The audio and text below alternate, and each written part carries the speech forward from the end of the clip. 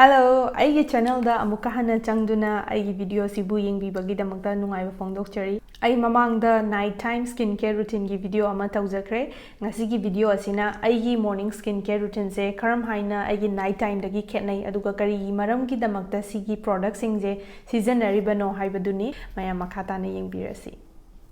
Ahanbada mai si ising da chodhan biraba matungda si cleanser si lauzare low pH good morning gel cleanser si COSRX ki si mayamna khangnaraba cleanser ni magi texture si gel oi sigi cleanser si konggon yamna thokpa cleanser oi de ai hauzik mai tablo izare mai tablo erakanda sigi cleanser sina atopa cleanser gi mawongda hadi yamna khar kanghanba aduga maida uneasy oiba feeling do phawande sigi cleanser sina moisturize the way lower matungda skin se aduga low pH oiba nina sigi cleanser je khadang acidic oi aduga akhoigi skin se khadang acidic oi kadabani healthy skin gi damakta aduga yamna mild oi sigi cleanser je ayuk tisina bagi damakta di yamna nungai kai no da sigi cleanser ji mathau se tumna tangi akhoigi impurities amot pasing leibasi yamna gentle oina lawthokna bagi damakta ni aduna sigi cleanser si adugi mathau tawi yam henna topa magi chemical sing yauriba sing ji matang da review di ai kona tawjarage aduna ayuk ki damakta aikoina yamna mild oina seasonable cleanser gi damakta di sigi cleanser se yamna nungai especially oily skin natraga acne prone skin oiraga di sigi cleanser se seasonable yamna nungai kani mai se khatang chotlingai matam se da ai gi secret tips ai tare ice cube se ai nungdang gi skin care routine de seasonal jai yamagi manung da sumai yomjan birakanda ice cube to thambiyo ice cube se thomba lorakanda mai se khatang ngange ado ai sumaina yamna light oina massage tawbirakanda blood circulation do ai mai pumbada ai helle dulwar kanda ai skin se hojik toner taibi yare ai mai se khar kangjingai da ai toner se taijai sigi toner se Etude house ki House-SoonJung sigi toner se ai nungdang da ju season jai ai nighttime skincare routine da yamna mild oiba toner ni aduga pH se yamna specific oiba 5.5 ana mention tawe aduga sigi toner se aina ayukta season abase aina ngasai haijaba ai morning skincare routine da di yamna mild oiba products sing season araga na hena ai skin da nungai ba hele aduga si toner se taiba matam da aingon da cooling effect ama pi toner se anira kumba layer taujai magi texture se su yamna ising dauna mahi langaga taiba da nungai manam su namde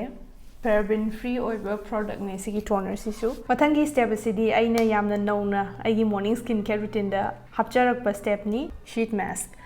se aina 30 days sheet mask challenge tawkibadagi aigi skin da yamna improvement lakhi adudagi ai ayukta ju season zare sigi mask ase bloomberry haiba company dagi ni moisture and soothing sigi mask si no fragrance no alcohol and no paraben yamna nature friendly oiba product ni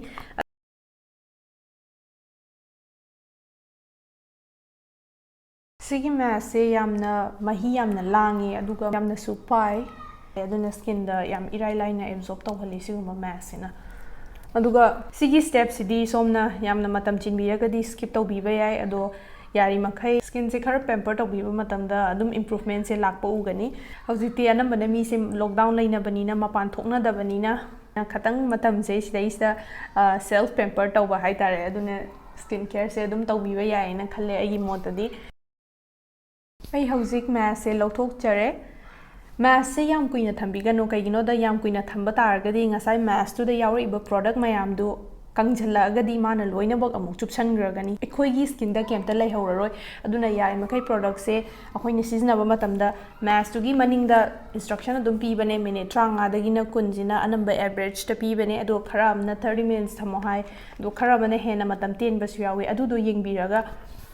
mask se lawthokpiyo aduga kaiguma matamda ju matamdo yengdraga su aikhoigi skin da kangba phawrpa matamda yamna su kangba natraba khara kangjalakpa matamdo adudaida mask se lawthokpiyo mask khara malai taiba matamda skin da maina chanap lawba do sigi mask se chanap lawde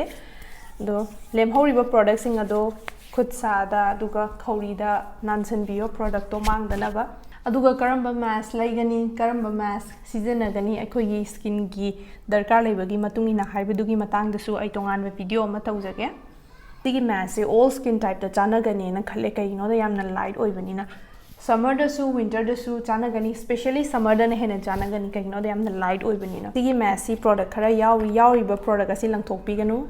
Sumaina fold tawsanbiro, thekchanbire hairakanda clip amana chapsanbiraga fridge ta hapchalaga thambiyu ingnaba. Product se ingagadi skin da taiba kanda yamna nungai cooling effect ama pi. Aduna sigi product se thamjanbikro athang season nanabagi damakta. Mari suba step asidi serum. Sigi serum se ai nighttime skincare routine da ju season akre.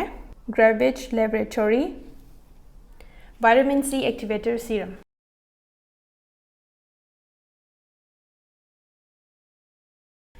Sigi Vitamin C Activator Serum se magi texture se yamna light oi, mahi yamna lange aduna oily oiba skin adagi acne prone oiba skin dadi taibada yamna nungaiba vitamin C serum ni aduga summer da especially sabani ne aikogi skin se na yamna nangba products seasoning de haitare aduna yarimakai ai saba matam dadi texture jasu yengba yamna darkar lei mathang asidi moisturizer sigi moisturizer si Moistfull Collagen Etude House kine sigi moisturizer se yamna light oy aduga manam su yamna nungshi sigi moisturizer si yamna pai magi texture se haitare aduga skin de su taiba matam da irai line spread tawe especially ai nungdang da di sigi moisturizer se season ade kaigino da yamna light oy na khale aduna nungdang da di ai khatang tharap tawa moisturizer oy season ajai sigi moisturizer se manam su yam nungsi inging lawe aduga kanagumba kharana di hainadaba yai manam yawbanina light massage tawbasu yai sigi moisturizer je taina sigi moisturizer je irai line absorb tawe skin da hamba taiba di light oirakasu khajiktang di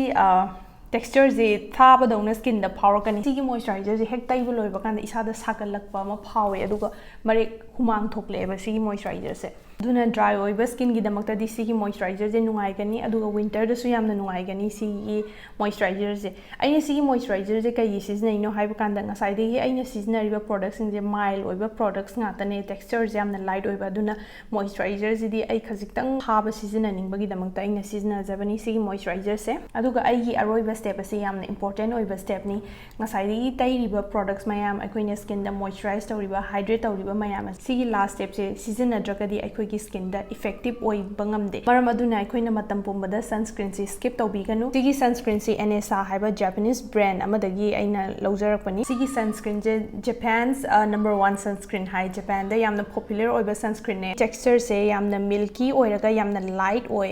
taiba matam da aduga sigi sunscreen je